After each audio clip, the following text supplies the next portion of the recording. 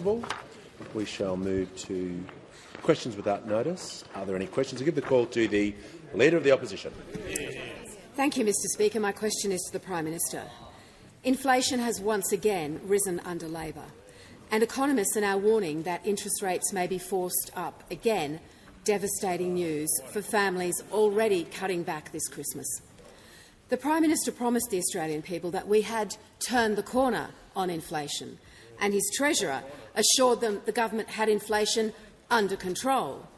Today's numbers show that Australians were misled.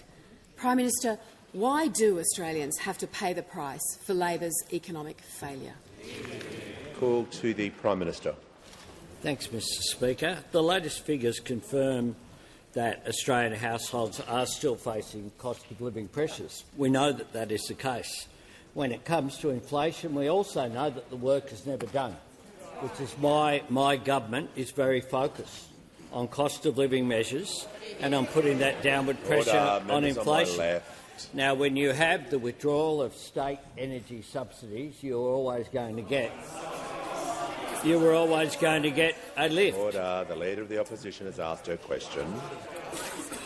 But if those opposite are deeply concerned about inflation with a 3 in front of it, they must have been devastated when it had a 6 in front of it, which is what it had when they were in office. And when it had a 6 in front of it, we had the most profligate budget handed down in 2022, when it was at 6 and rising, and they poured fuel on that fire. We on this side have ensured from day one that we've been focused on delivering cost of living relief while bringing inflation down and getting the budget in better nick. That's why we produce one budget surplus and then a second budget surplus and then a reduced budget deficit. And in May of this year, the Coalition managed to come up with the extraordinary formula of a commitment to increase everyone's taxes but at the same time increase the deficit. Quite an achievement from those opposite. On this side, what we have done, of course, is now 8 consecutive quarters of higher wages, and we know that people's living standards is about income in as well as payments out. We have lowered taxes for every taxpayer, not just some, as those opposite wanted. And remember, the Leader of the Opposition's claims that she would roll it back, and she was against all of it when we made that announcement, that she would absolutely oppose that. And, of course, we then saw, when we announced on March the 25th, another 2 income tax lowerings. We saw them oppose that as well and go to an election saying that they would increase everyone's income tax for every single Australian taxpayer. Now, we on this side will continue to do cost of living measures because we understand that we want to give people assistance. Call to the honourable member for Moreton.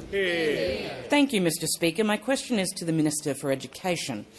How is the Albanese Labor government delivering its commitment to cut student debt by 20% and make tertiary education better and fairer? What has been the response? Give a call to the Minister for Education. Thanks very much, Mr Speaker, and can I thank the marvellous new member for Moreton for her question. This is a special time of the year. Cricket's on the telly, even if it is for just 2 days. We've got meat on the barbie. The sound of cicadas and lawnmowers, kids opening presents, the sound of champagne corks popping and knives sharpening. That's just over there in the Liberal Party. And this year there will be the sound of something else. The sound of millions of phones beeping with a message that your student debt has been cut by 20%.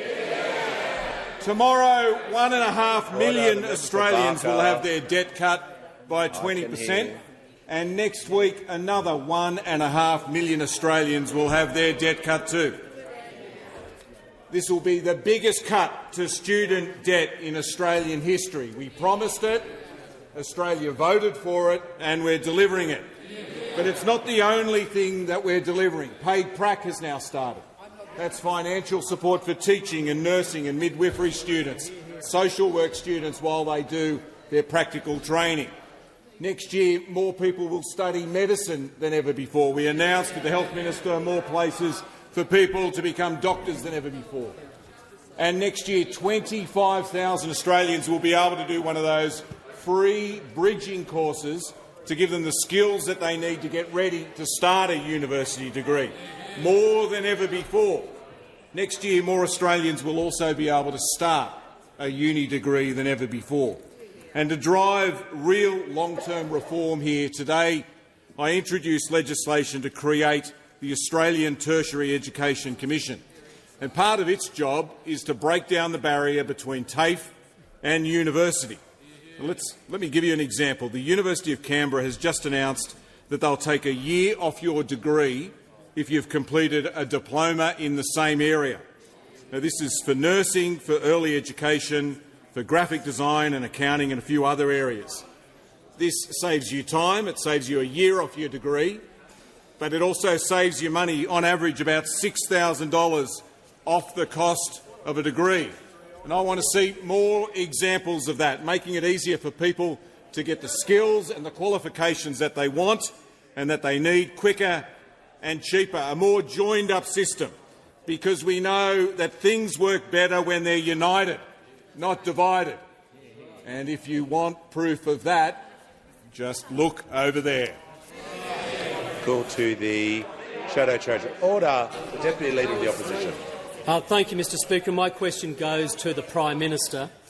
Prime Minister, today's ABS data shows inflation continues to accelerate under this government. Meanwhile, the Treasurer's spending spree continues, forcing the RBA to keep mortgage rates on hold indefinitely. 29 days before Christmas, what does the Prime Minister have to say to struggling mortgage holders facing no rate relief in sight? Call to the Prime Minister. Thanks very much, Mr Speaker. In 2025, there have indeed been 3 interest rate cuts, and that has provided real relief for people. And, of course, 2 of those are after the budget that was handed down on March 25th. And we know that those opposite have spoken about the culture of dependency when it comes to providing assistance for Australians. So, in the Coalition's opinion, if you're an Australian who is getting cost of living help, we know that you're opposed to that. As working in the public sector, well, we know that you're opposed to them continuing to work in the public sector. Or if you're working in essential services, you're an economic burden and you're bad for our national character. They think that Australians' wages, Australians' jobs and support for Australians deserves to be cut. That's really what they're saying in their subliminal message, or not so subliminal, when they speak about the culture of dependency. Remember, Joe Hockey, when he was here, had similar language when he came to office. The members on my left. The lifters and leaners. For those opposite, they think everyone but them is a leaner. They think that. Well, we don't think that. Order. But who are the Australians they're attacking? Pensioners and people caring for a relative or young kids? People getting study allowance at uni or rent assistance? It's the nurses, teachers, doctors, public servants, all getting support, the ADF personnel. Pause. Order. The Deputy Leader of the Opposition is entitled to raise his point of order in silence, and I want to hear it. Thank you, Mr Speaker. It goes to relevance.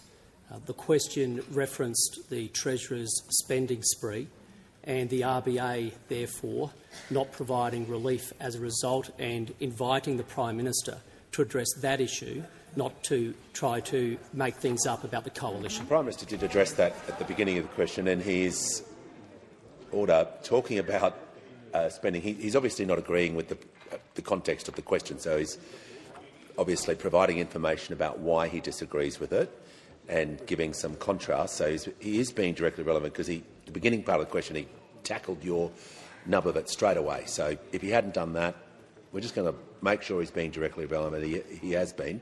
He won't be able to talk about the opposition. He hasn't been doing that for the entirety, but he's in order now. Thank you. But when you're talking about spending, which is what the question went to, and the coalition say that there's too much spending, they've got to say what it is that they'll cut, what it is that is wasteful. And the leader here has actually said what she thinks is wasteful when she spoke about the culture of dependency. So all those people, for all those people, your wages are welfare and your job is a cop-out, according to those opposite. Now, we've heard it all before. They wanted to sack 46,000 public servants at the last election. They wanted people to stop working from home. We on this side want people to earn more, and we want people to keep more of what they earn. Order. When the House comes to order, we'll hear from the honourable member for Bass. Thank you, Speaker. My question is to the Treasurer. What do today's inflation figures tell us, and how do the Albanese Labor government's efforts to provide cost-of-living help for people doing it tough compare to other approaches? The call to the Treasurer. Thanks, Mr. Speaker. I'm going to deal with that interjection from the member for Bowman. I'm sick and tired of people saying about reading. Everyone reads statements in this House, including the people who ask questions. Order. Order. Just no more interjections, and particularly when ministers are reading or everybody. I read things all the time. I read things into the House. Just show a bit of respect to everyone asking and answering questions. No more interjections like that. The Treasurer has the call. Thanks very much, Mr. Speaker. Can I thank the member for Bass for her question, but also for the massive contribution she's already making as a new member of this place.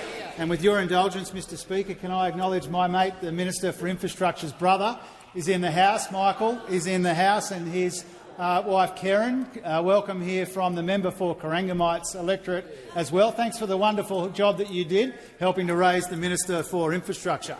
Now, Mr. Speaker, new figures from the ABS did show today that prices were steady in the month of October, but did tick up through the year in the inflation figures, Mr. Speaker. And as the Prime Minister acknowledged a moment ago, as I acknowledged earlier on, the annual result is higher than we would like, but it is much, much lower than what we inherited from the coalition when we came to office. Now, the flat result in October, the 0.0 inflation result in October, was driven by falls in electricity and fuel prices and a moderation in housing costs. But there was a tick-up in the annual number, and that in part reflects temporary factors such as the timing of those state energy rebates and also volatile items such as travel prices. Now, again, as the Prime Minister and I have both said today, this is why it's so important that we continue to responsibly roll out the cost of living relief that those opposite oppose. Mr. Speaker, it's why it's so important that we've been able to improve the budget compared to the mess that we inherited from those opposite. It's why it's so important that we're rolling out those tax cuts, we're rolling out the cost of living relief, we're strengthening Medicare to try and ease some of the pressure that we acknowledge that Australians are still feeling around the kitchen table, Mr. Speaker. Now, as I understand it, Mr. Speaker, the Shadow Treasurer gave a little speech about some of these issues a moment ago, Mr. Speaker. Now, we've heard these kinds of speeches before. The speech that the member for Fairfax gave sounded exactly like the speeches the member for Hume used to give. But whatever speeches they give down the road, Mr Speaker, they can't obscure the fact that when they were in office, they delivered nothing but deficits. They doubled the debt even before COVID, Mr Speaker. They had spending as a share of the economy up around a third of the economy, and we've spent a great deal of time and effort cleaning up the mess that we inherited in the budget. A couple of surpluses, a smaller deficit, $200 billion less Liberal debt, saving on interest costs, $100 billion in savings, Mr Speaker. Now, the member for Fairfax might look like Scott Morrison. He might be undermining his leader like Scott Morrison did, but more and more he sounds like the member for Hume, and it didn't work out real well for the member for Hume, Mr Speaker. Order. Before I call the member for Clare, just to remind the Treasurer not to comment on people's appearances. And I would like to welcome some people to the chamber. Present in the gallery today, the winners of the 2025 Department of House of Representatives My First Speech competition. I'd like to welcome Akila from the electorate of Durack, Olivia from the electorate of Isaacs and Jamison from the electorate of Chipley, and their families who won this year's competition. I'm also pleased to inform the House that present in the gallery today is His Excellency Mr Nabil Habasshi, the Deputy Minister of Foreign Affairs of Egypt, who is visiting Australia to mark the 75th anniversary of diplomatic relations between Australia and Egypt. I'd also like to acknowledge His Excellency Mr Hani Nagi Mohammed Abdel Hamid, the Ambassador of Egypt to Australia. And also present in the gallery today are leaders from around Australia who are participating in the Australian Olympic Changemaker National Summit. Welcome to you all. Give the call to the honourable member for Calare. To the Agriculture Minister. Our prime agricultural land is disappearing before our eyes, threatening Australia's food security. All over Australia, we're seeing residential, industrial and renewable developments on our finest farming country. Our prime agricultural land needs to be preserved for agriculture. Will you support my Protecting Australia's Prime Agricultural Land Bill, and will you come to the Calare electorate and meet with our local farmers? Call to the Minister for Agriculture, Fisheries and Forestry. Mr Speaker, and I want to thank the member for Calare for that question. Our agricultural land in Australia is incredibly important, and we believe it's important too as a government. Can I say protecting agricultural land and ensuring food security is top of our agenda in terms of making sure that Australians get access to the food that they need. Certainly these critical priorities for Australia's future prosperity, as the member would know in terms of land use, is primarily a responsibility for the states and territories, and the states and territories do regulate land use across the country. Can I say that your proposed bill does seek to override those laws that do provide the states, raising significant property rights and constitutional concerns? Such implications do require careful consideration, can I say, to avoid unintended consequences for landholders and governments. As the member would know, Australia is in a fortunate position where we can actually feed Australia more than 2.5 times over in terms of our food production, and we can produce almost all of the food that we need in Australia. But we certainly understand food security is important, which is why we have launched a food security strategy. And just last week I announced to the members of the Food Council that will advise the government in terms of our food security going forward and develop that food security strategy for the nation. Call to the honourable member for Sturt. Thank you, Speaker. My question is to the Prime Minister. How is the Albanese Labor government delivering for Australians, including helping them to earn more and keep more of what they earn? How does this compare with other approaches? The call to the Prime Minister. I thank the member for Sturt for her question and for the fantastic job that she is doing, representing the people of those fine suburbs of Adelaide. Fine suburbs of Adelaide indeed, and it was my pleasure in the lead-up to May 3 to make multiple visits to the electorate of Sturt, including just a couple of days beforehand on my last visit to Adelaide, and indeed hand out how to votes. And what those how to votes said on May 3 and in pre-poll in the electorate of Sturt, like everywhere else, was that we wanted Australians to earn more and keep more of what they earn. And we wanted to address living standards, and we wanted to deliver on the commitments that we have made for the people of Sturt and indeed for people right across Australia, no matter where their representatives sit. So a stronger Medicare was a big commitment that we have made, with Medicare urgent care clinics being rolled out around the country, with the tripling of the bulk billing incentive, fully funded schools and free tape. And I met one of the teachers from Adelaide just yesterday who came to Canberra to say thank you for finally fulfilling the Gonski vision that was there for all to see more than a decade ago. But it took the election of a Labor government and this Education Minister to make sure that it was delivered in partnership with every state and territory government, coalition and Labor right across the country. Free tape. Now, some people reckon that you don't value something if it's free. Well, there's more than 700,000 Australians benefit from free TAFE because we want to make sure in all of our policies that we have an economy that works for people, not the other way around.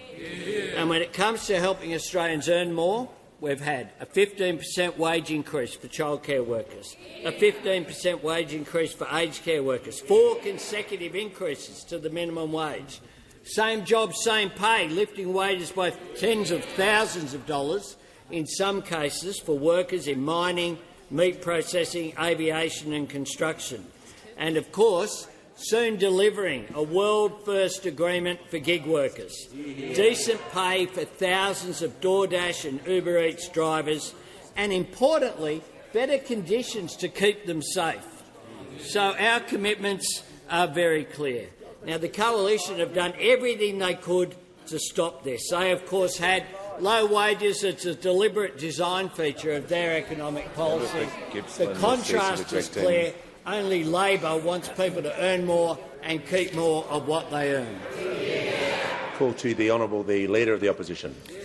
Thank you, Mr Speaker. My question is to the Minister for Climate Change and Energy, and I refer to reports that in his capacity as full-time COP President and an Energy Minister working part-time, he has signed Australia up to a statement which would phase out the import, export and usage of gas. Is this government policy, or is this just the first of many examples where what the minister says when he works part-time on Australia's energy grid is in direct contradiction with what he decides as full-time COP President? Give a call to the Minister for Climate Change and Energy. Well, thanks very much, Mr Speaker. I'm very grateful to the Leader of the Opposition for the question. And the Leader of the Opposition asked it in 2 parts, and I'll answer in 2 parts. Firstly, she referred to the Declaration on Transition Away from Fossil Fuels, and she asked if that is government policy. Yes, it is.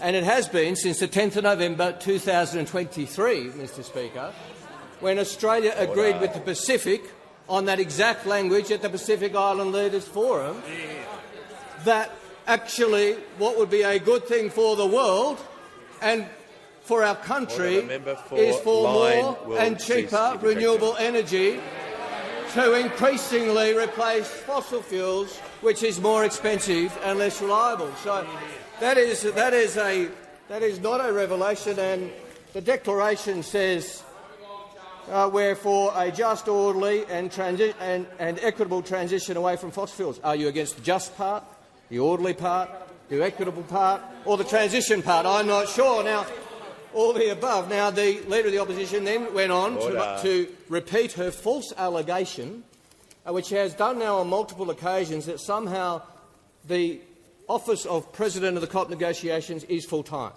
Mr Speaker, let me put it in the clearest possible way.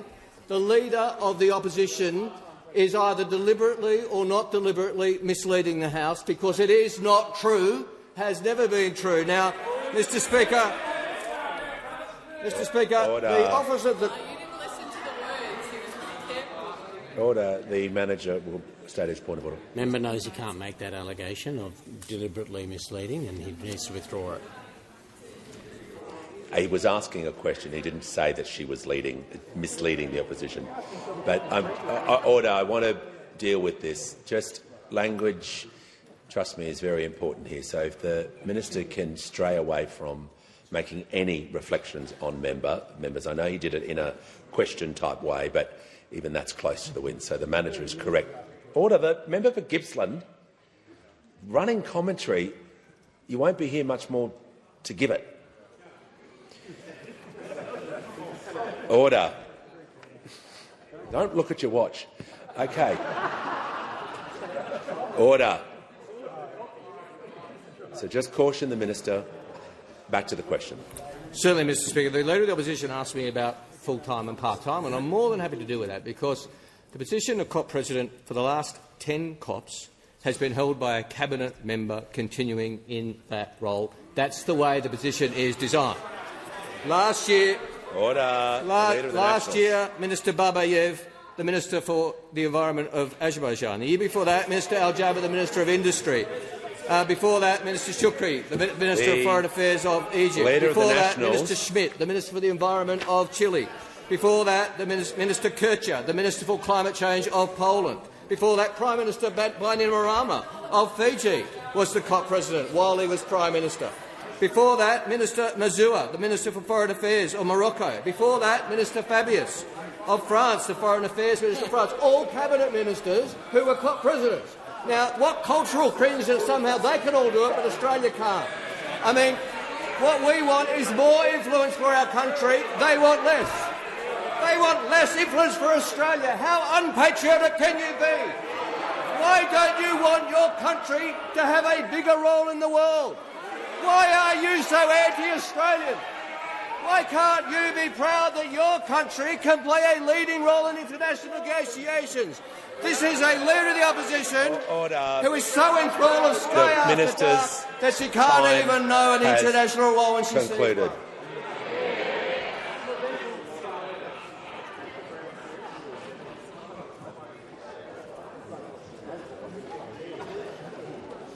Look, I'm just going to ask everyone to show a little more restraint. There's far too much energy during that answer and question. So if everyone, the House can settle, we'll hear from the member for Griffith. Thank you, Mr Speaker. My question is to the Minister for Health. How is the Albanese Labor government strengthening Medicare by delivering cheaper medicines and providing real cost of living relief to Australians? Are there any risk to these important measures? Give the call to the Minister for Health and Ageing, the Minister for Disability and the National Disability Insurance Scheme. Yeah, thank you, Speaker, and thanks to the member for Griffith. She knows that the PBS is one of Australia's great social programs. For more than 80 years now, it's guaranteed access to Australians to the best medicines in the world at affordable prices. And since we came to government, Mr Speaker, we have made more than 350 new or expanded listings on the PBS. This month we added a new treatment for multiple myeloma called Darzalex, which is the first new treatment for that condition for 12 years, Mr Speaker. Around 2,600 Australians are diagnosed with multiple myeloma every year, and the stakeholder, Myeloma Australia, has been lobbying for this listing for years now. And their legendary ambassador, we all know, Sandy Roberts, described the listing as absolutely fantastic news. Now, until now, this treatment cost $440,000 for a course of treatment, but now 1,400 Australians every year will be able to get access to it at affordable PBS prices, Mr Speaker. And we're making those skip prices even cheaper. Already, Australians have saved $1.9 billion at the pharmacy counter because of our cheaper medicines measures. Pensioners have received...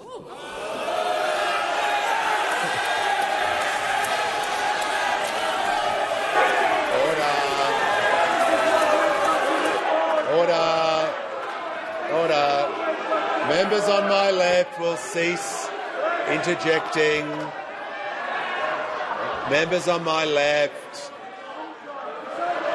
Order. Members on my left. Order. No. Members on my left.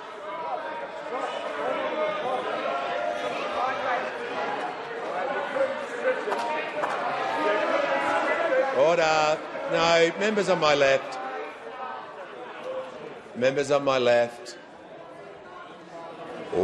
Members, the Leader of the Nationals, order. Order. The House is going to continue. We are in order. The Minister in continuation. Thank you, Speaker. Pensioners have received 83 million additional free scripts because of our changes to the safety net threshold, and in 5 weeks' time, PBS scripts will be capped at just $25, the same price they were back in 2004. Now, while the opposition opposed many of those measures last term, Mr Speaker, they promised in May that they would support all of these election commitments. But I regret to say, Mr Speaker, that risks to that are emerging. Now, in between organising a very successful drinks event on Monday night, Mr Speaker, the very busy member for Lindsay managed to squeeze in an exclusive interview with The Australian where she staked out a position on every single policy position except communications, Mr Speaker, except communications. And she said this. She said there was too much matching. She said too much matching, and she thought the Liberal Party should lean into health policy a little bit more. Well, I tell you this, Mr Speaker, we remember, and Australians know what it means when the Liberal Party says they're going to lean into health policy, Mr Speaker. We remember when the Leader of the Opposition leaned into health policy and extended the Medicare rebate freeze for 4 more years. They are an absolute risk to a stronger Medicare, an absolute risk to cheaper medicines, no matter which of them you pick, the member for Lindsay or the member for Hume, they're all a risk. Order. There is far too much noise. The Leader of the Nationals, one more interjection and he won't be here. Everyone's going to settle because I want to hear. No. The member for Page. No, the member for Page won't get the call unless he leaves his phone. Yeah. No, we can wait as long. We're waiting. Order. We're just.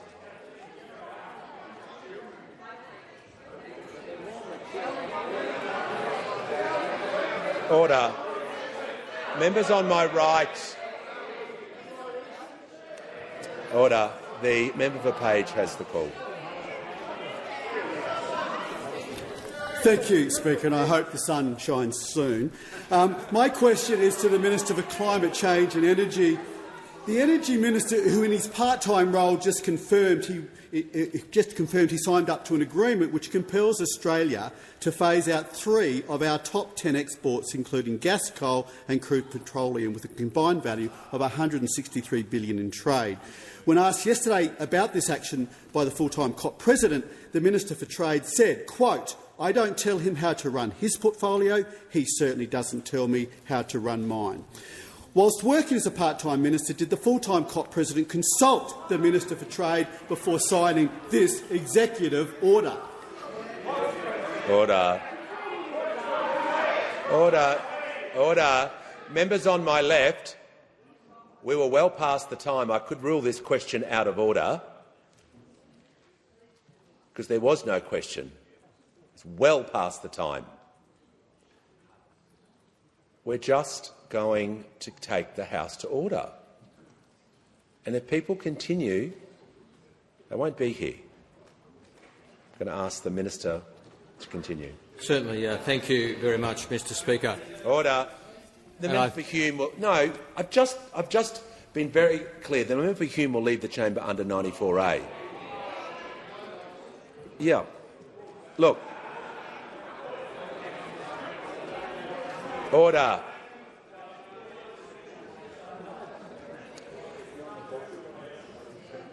Minister in continuation.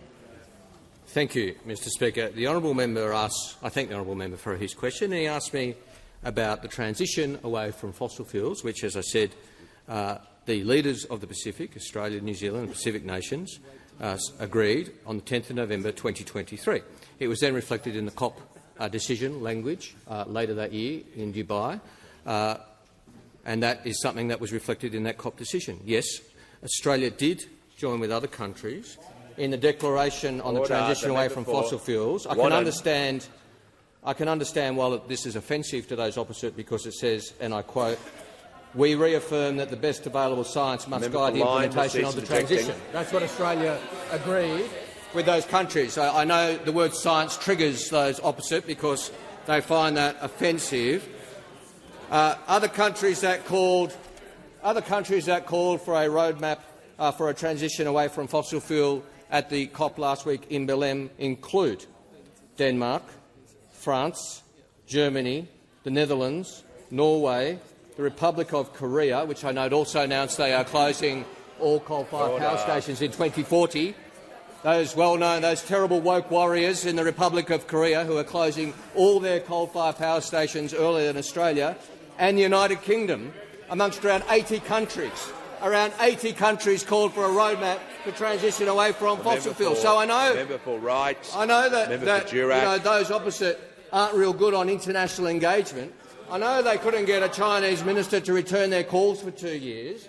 I know that they saw the Pacific as something that they just didn't care about, and they lost control of the geopolitical environment in the Pacific, something this government has turned around. But we are acting in good company internationally, and will continue to do so because we will express our support for things like reaffirming that the best available science must guide the implementation of the transition. And we also saw the Prime Minister acting in good company of the G20 on the weekend, something that a Prime Minister Lee could not have signed up to, with the 19 countries, the 19 biggest economies that the Prime Minister was able to sign up to, with her policy Minister Lee, if there was such an unfortunate event, could not sign up to. Order. Give the call to the honourable member for Reid. My question is to the Minister for Defence. How is the Albanese government continuing to stand with Ukraine against Russia's invasion, including through military support? Why is a consistent approach so important? The call to the Deputy Prime Minister and Minister for Defence. Well, I thank the member for her question. Last night, on behalf of the Prime Minister, I attended a virtual meeting of the Coalition of the Willing in support of Ukraine, a group of 35 countries, largely NATO, but including both New Zealand and Australia. Present was President Zelensky, as was the US Secretary of State Rubio, both of whom briefed the meeting about the recent peace talks in Geneva over the course of the weekend. Now, all of us want to see peace, and we are deeply grateful to the efforts of the Trump administration in seeking to bring about peace. This is obviously really difficult work. Any peace must respect the sovereignty of Ukraine. They are the innocent party, the victim of Russian aggression. And central to this is the security guarantees which will deter future Russian aggression, which has been at the heart of much of the discussion of the Coalition of the Willing. And from the very outset, our Prime Minister has made clear that wherever this lands, Australia will play its part, because the Albanese government's support for Ukraine has been steadfast and it has been consistent. And fundamental to that has been supporting the Coalition of the Willing, which is about ensuring the long-term security of Ukraine. I mean, for us, this has been a matter of principle. It can never be about politics. Now, in the meantime, in the last 48 hours, we have seen a deadly and a despicable Russian attack on civilian apartments and infrastructure in Ukraine. And last night's meeting condemned that attack, but it is a reminder that in the prosecution of this war right now, we must stay the course with Ukraine. In the coming weeks, the final tranche of the 49 Australian gifted Abrams tanks will arrive in Ukraine. During the course of this year, more than 200 Australian personnel have been involved in the deployment of our E-7 Wedgetail and the training of the Ukrainian armed forces. And since the beginning of this conflict, we have provided $1.5 billion of support to Ukraine, and I can announce that very shortly we will be announcing our next package of support for Ukraine. Because what is at stake here is the global rules-based order. And there are not many orders, there is one. And it is as relevant to us here in the Indo-Pacific as it is to those who are in Eastern Europe. Now, over the course of the last 4 years, the people of Ukraine have been absolutely inspirational. And the Albanese Labor government and the Australian people will stand by their side for as long as it takes. The call to the honourable member for Groom. Thank you, Speaker. My question is to the Minister for Climate Change and Energy. Whilst working part-time as a minister, the full-time COP president signed Australia up to an international agreement which would see crucial industries phased out of existence. The Minister for Resources has previously said, quote, Australia's coal and gas resources are essential for energy security, stability and reliability both domestically and across the Asia-Pacific and will be needed for decades. Whilst working as a part-time minister, did the full-time COP president consult the Minister for Resources before signing this executive order? Call to the Minister for Climate Change and Energy. Thank you, Mr Speaker. I thank the honourable member for his question, and I thank a coalition member for the bravery of asking a question about unity in this House, Mr Speaker. That shows considerable fortitude on his behalf. And the honourable member has been quite active in the discussions on that side about the future of the Liberal Party and the coalition. Now, the honourable member asked me about a declaration which Australia did sign up to on the transition that's underway around the world, and apparently this is controversial. Well, I might ask, given the honourable member asked me who I consulted with, I'm not sure if he checked with the Shadow Minister for Energy, who said on the 11th of November 2021, we understand the world is moving, that the world is transitioning. We understand that transition is taking place.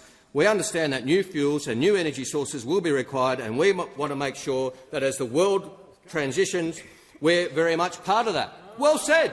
Well said. That's effectively what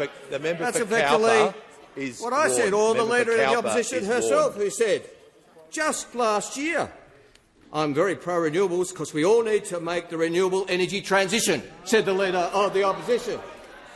I could go on. I could go on. Shall I go on? OK. The Leader of the Opposition said, and there's always a lot of common sense, but you always find with country people, no one is saying we shouldn't transition to renewables. Quite right. And we're saying we should transition to renewables. And United Kingdom's saying we should transition to renewables. The Leader of the Opposition. That's OK. I'm trying to take a point of order, that's all, from one of your members. The member for Groom will raise his point of order. Thank you. On relevance, Speaker, there is nothing in this question about the opposition. El Presidente is off on a frolic on this one. I bring him back to the question. Resume your seat. Order.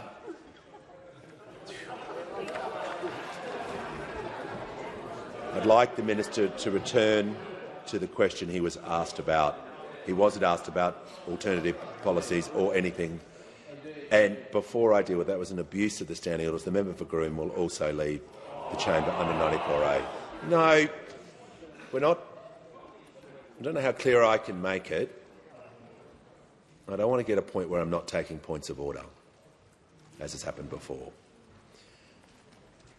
I'll ask everyone to be reasonable.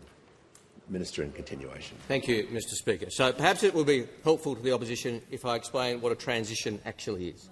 It's a gradual move towards more renewable energy, Mr Speaker. It's happening in Australia. It's happening in Australia, with October being the first month in Australian history that we got 50% of our electricity from renewables. That's what a transition looks like. It takes time. As it happens, the same transition is happening around the world. Now, for the first time, globally, we have more energy from electricity than coal. That's the first time that's happened. It just happened in the first 6 months of this year. Now, The member asked me about the Minister for Resources and I. The Minister for Resources and I agree entirely. We're working closely together on this transition because we agree that as that transition occurs, we do need gas as a backup for renewables because it is a flexible fuel. We agree that we need gas to help with heavy industry. We agree that we need gas for those 5 million homes that use it for home heating. The Minister for Resources and I more than agree. We're working closely together on the gas market review, which we'll be saying more about imminently, Mr Speaker. So that's what policy work looks like on the side of the House that agrees on the fundamentals about climate change. Those opposite can't even agree on whether climate change is real. So I don't think we need any advice from anybody on that side of the House because, Mr Speaker, we have been dealing with 10 years of denial and neglect. Here from the honourable member for Bean. Speaker, my question is to the Minister for Communications. Australia's world-leading social media law starts in 2 weeks from today. How is the Albanese Labor government helping Australians prepare for this important change? Give a call to the Minister for Communications and the Minister for Sport. Thank you, Mr Speaker, and I thank the member for Bean for his question and for his help introducing me to the tremendous students of St Mary MacKillop's College here in Canberra. Mr Speaker, today marks 2 weeks until the minimum age to have a social media account in Australia rises to 16. And I tell you, Mr Speaker, Australian parents are ready. Australian parents are ready for a break from the predatory algorithms and the toxic popularity meters that keep their kids doom-scrolling for hours on end. They are ready for kids to have the opportunity to switch off and to build their identity online. Parents are ready not to be the bad guys when they tell their children that they can't have social media because it is the law. We have always said, Mr Speaker, that there will be challenges for December 10, which is why the Albanese government has been on a mission to build awareness and trust in this law. We have invested more than $10 million in a national advertising campaign. And in the 5 weeks since that campaign has started, we have seen a 1,441% increase in traffic, with almost 600,000 Australians accessing the helpful resources on eSafety's website. I have spoken to young people from the member for Clark's electorate in Tasmania, from the member for Maribyrnong's electorate in Victoria, to the member for Bean's electorate in Canberra, all the way across to the member for Forrest's electorate in Western Australia, as we've all been through, yes, and we have answered their genuine questions about the law. And after we've sat down and spoken, here is what some of them have said. 15-year-old Peyton said, "I actually think it's a good thing, and you'd be surprised by how many teenagers my age and younger think that too, because it will help reduce cyberbullying and it will protect our mental health. It will be hard at first, but in the long run, it will be good for us." 17-year-old Hayden said, "This law is a brilliant step forward to reclaim the well-being of young Australians in their developmental years. Australia continues to be a trailblazer here." Hayden and Peyton, I couldn't agree more. And despite the fact that we are receiving threats and legal challenges by people with ulterior motives, the Albanese government remains steadfastly on the side of parents and not of platforms. We will not be intimidated by threats. We will not be intimidated by legal challenges. We will not be intimidated by big tech. On behalf of Australian parents, we stand firm. Give a call to the honourable member for Indi. Thank you, Speaker. My question is to the Prime Minister. Prime Minister, 16 Days of Activism is a powerful and unified campaign to eliminate gender-based violence. Family violence is 3 times more likely to occur in families where there is problem gambling. In 2024, the government's rapid review of evidence-based approaches to prevent gender-based violence backed up the Murphy report with a recommendation to restrict gambling advertising, leading to a total ban. Prime Minister, when will the government act to ban gambling advertising? Call to the Prime Minister. I thank the member for Indi for her question and for the way that she engages constructively with the government in representing her electorate and her political viewpoint. I do want to say, take the opportunity, because the question provides it for me, to mark what is day 2 into that 16 days of activism to end gender-based violence. Whilst this is a campaign for 16 days, we know that I hope everyone in this House can agree we need to campaign on this for 365 days a year, because every death or every act of violence against a woman is one too many. As leaders in this place, we must renew our unwavering commitment to ending violence, because any death of a woman is unacceptable, and as Australians we mourn every one of the lives that have been lost this year. We know that for every life that we lose, there are many more women and children whose lives are marred by violence, abuse or assault every day. And we must look to where we're falling short and find new ways of doing better. Yesterday, Minister Plibersek announced an almost 40% funding boost for 1800 Respect, so that when people reach out for help, it's there to help them. We have a $4 billion national plan to end violence against women and children agreed with the states and territories with a special meeting of the National Cabinet that I convened. That's why we've boosted and secured funding for frontline services and delivered more financial and housing support for women and children escaping domestic violence, because women shouldn't have to choose between poverty and violence. Too often, when women remain in violent relationships and are asked, why didn't you leave? It's because they didn't have anywhere to go. That's why we created a special stream under the Housing Australia Future Fund as well. We know that the causes of violence, as the Prime Minister's just going to pause. The member for Indi asked about a pretty important topic, and the Prime Minister is giving a lot of information to the House. He is being directly relevant. So the member for Indi. It's on relevance, and I appreciate the Prime Minister's response in regard to gender-based violence, which I know we all care about and the Prime Minister deeply cares about, and the government is doing a lot to respond. But the question went to the relationship between gambling, advertising and gender-based violence. Prime Minister has the call. Thank you, Mr Speaker. I am responding very directly to the question, and there is no question as well that the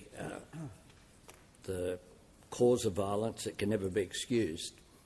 But in many cases, that is one of the issues, along with alcohol abuse, along with so many issues that cause violence, for people to put up their hand and say that is why.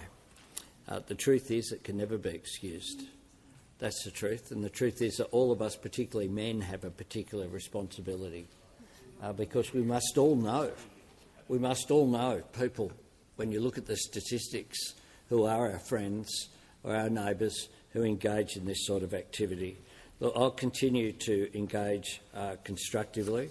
One of the reasons why we are doing measures, just to name one of the measures that we're putting in place, that we have put in place to deal with problem gambling that's related to people being in a cycle where they feel like they can't get out, is BetStop, the National Self-Exclusion Register. Now, that has seen 51,000 total registrations, of whom 38% of people who feel like they can't possibly control it, have chosen a lifetime ban. That's one of the reasons why we did that. That's part of the motivation. But I'll continue to work constructively with the member for Indi on all of these issues, and I thank her for the question. The call to the member for Chisholm. Thank you so much, Speaker. My question is to the Minister for Infrastructure, Transport, Regional Development and Local Government. How is the Albanese Labor government delivering important infrastructure projects that will improve the lives of Australians? What other approaches to infrastructure have been put forward to the government? Call to the Minister for Infrastructure, Transport, Regional Development and Local Government. Thanks very much, Mr Speaker, and I thank the member for Chisholm for the question. She represents a beautiful part of the world. In fact, my brother Mike and I grew up and were born there before we moved to Ballarat for study and work consecutively. So lovely to have the member for Chisholm asking that question. It's really great timing to talk about infrastructure because this really has been a year of delivery. Last week we officially opened the Parkes Bypass in New South Wales. I'm going to tell you, this project takes the thousands of trucks that travel from Melbourne to Brisbane on the Newell Highway out of the centre of town, a project the Parkes community have been calling for over 60 years, delivered by the Albanese and Minns governments. In June, I joined the Prime Minister and Minister Collins alongside the Tasmanian government to officially open the new Bridgewater Bridge, a major crossing of the Derwent that connects Hobart to the north. And then in October, we got one step closer to completing Perth's Metronet project when we opened the Byford extension. Just Midlands is left to go. And of course, we have had to find hundreds of millions of dollars extra to actually deliver those projects because they were shortchanged by those opposite. And of course, there's a lot of fantastic projects underway across the country. We've got the Torrens to Darlington project in South Australia. We'll complete the north-south road link through Adelaide, reducing the time people spend at traffic lights, and the TMBs are being erected on site as we speak. We've of course got the Northern Territory, where we're about to start upgrading the Victoria and Barkla highways. And of course, we are investing an additional $7.2 billion in the Bruce Highway to upgrade that, the major artery that connects both ends of the highway in Queensland. It's a total of $17 billion that we're spending on that corridor, and construction has started on that new $7.2 billion.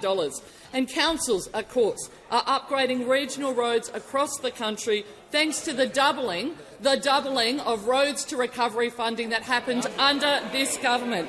But of course, in my home state of Victoria, the Victorian government was never really meant to go it alone when it came to the Melbourne Metro Tunnel project. When the Prime Minister held this portfolio, we committed $3 billion to the Metro Tunnel. But under Tony Abbott, this divisive and divided Liberal Party cut that $3 billion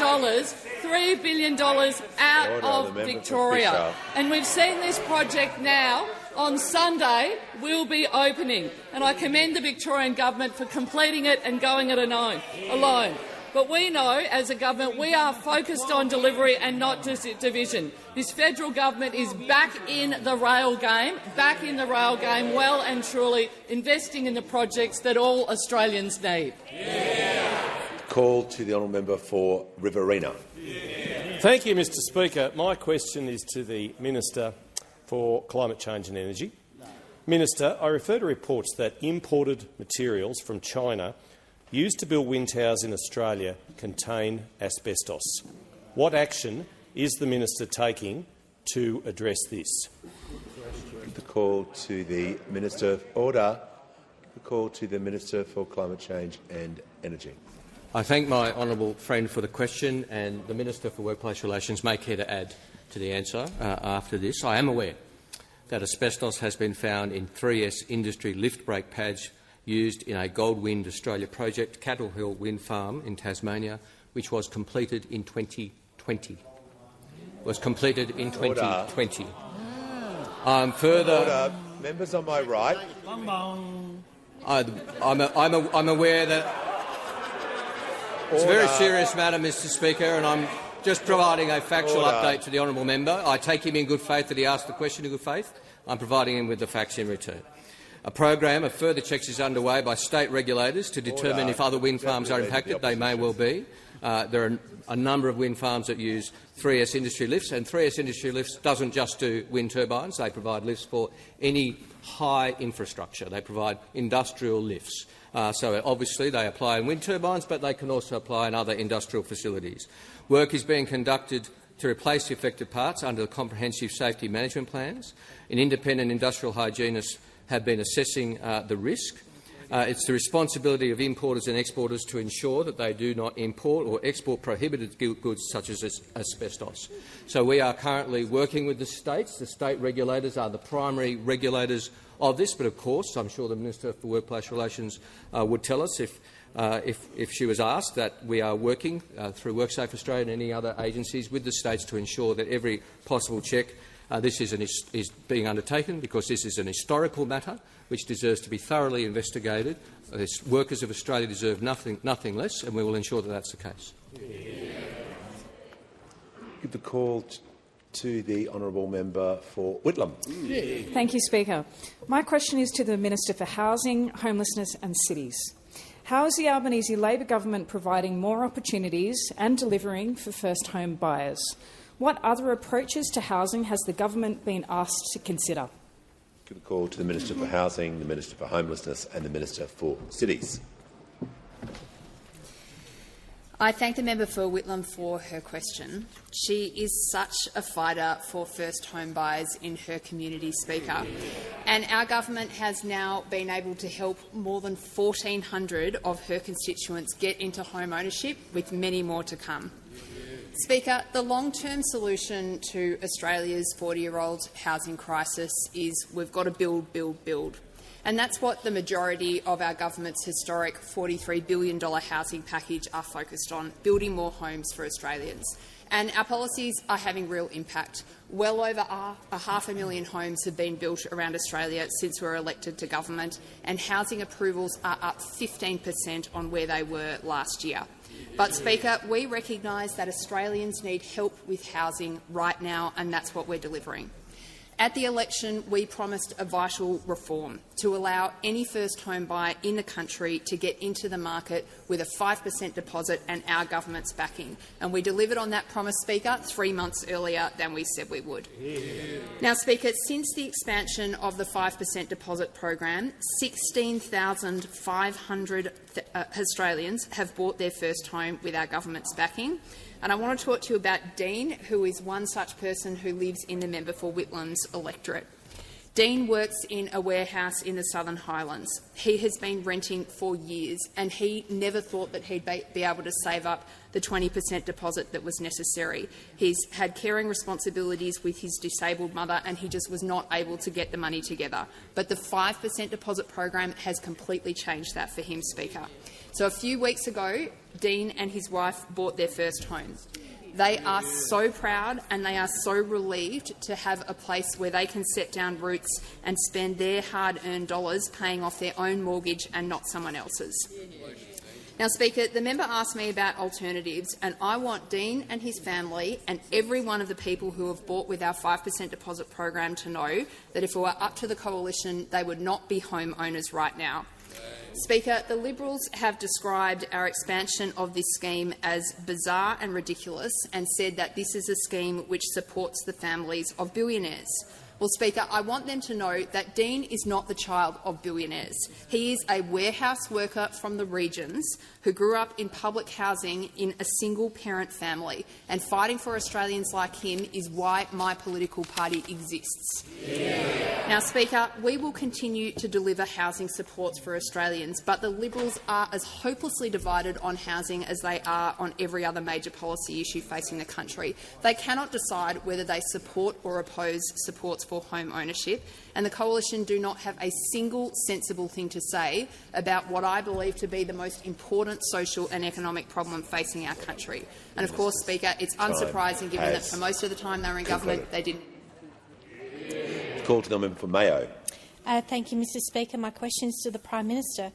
The CSIRO has recently announced 350 science and research jobs will go, and this is on top of the 800-plus CSIRO support roles that have already been cut this year. And this is due to government funding not keeping up with costs.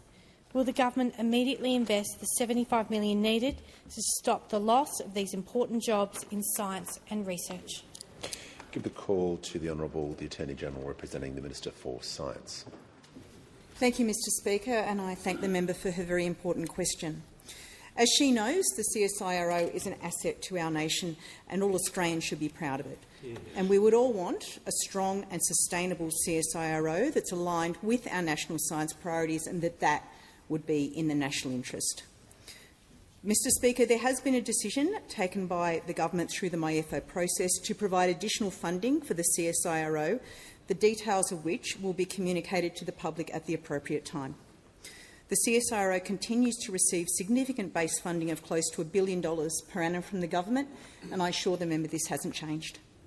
Decisions on staffing and the prioritisation of resources are a matter for the CSIRO's board and management, and the government respects the CSIRO's operational independence. Ultimately, their aim, like ours, is for the CSIRO to remain strong and sustainable over the long term. And I know we take this seriously, Mr Speaker, as I know the member does, because we all value the contribution that CSIRO scientists make to the nation. We want the CSIRO's research facilities to be safe, fit for purpose and capable of securing Australia's critical scientific capabilities. Call to the honourable member for Moore. Thank you, Mr Speaker. My question is to the Minister for Employment and Workplace Relations. How is the Albanese Labor government delivering higher wages for Australian workers, and are there any risks? Call to the Minister for Employment and the Minister for Workplace Relations. Well, I'd like to thank the member for Moore for that question and, of course, his decades of passionate advocacy for working people in this country. Now, the Albanese Labor government was elected on a promise of getting wages moving, and that is exactly what we are delivering. Only Labor is committed to increasing the pay packets of working Australians. The Albanese Labor government has delivered significant changes to achieve this. We have reinvigorated enterprise bargaining, with a record number of employees now covered by enterprise agreements, which continue to be a key sources of wages growth in this country. And unlike those opposite, we proudly advocated to the Fair Work Commission for a minimum award wage increase each and every year since we've been in government, supporting almost 3 million low-paid workers. Our government took action to protect penalty rates and overtime, making sure the pay of those who work on weekends or unsociable hours do not go backwards. We introduced same job, same pay laws, and now thousands of workers are benefiting from pay increases across mining, aviation, warehousing, railway and meat processing.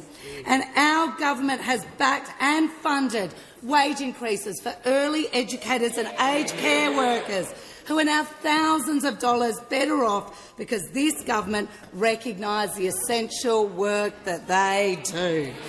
And we put the framework in place to allow for gig workers to be fairly paid, being underpaid for too long. Only this Labor government is delivering higher wages for working Australians. Now, we know there are risks, and the biggest risk is those opposite, the Liberal and National Party. Of course, the Liberal and National Party proudly boasted when they were in government that a key part of their economic architecture was to put downward pressure on wages. And more recently, the Leader of the Opposition, when asked if she would repeal our important reforms that have delivered wage increases and job security, she said she would look at it all.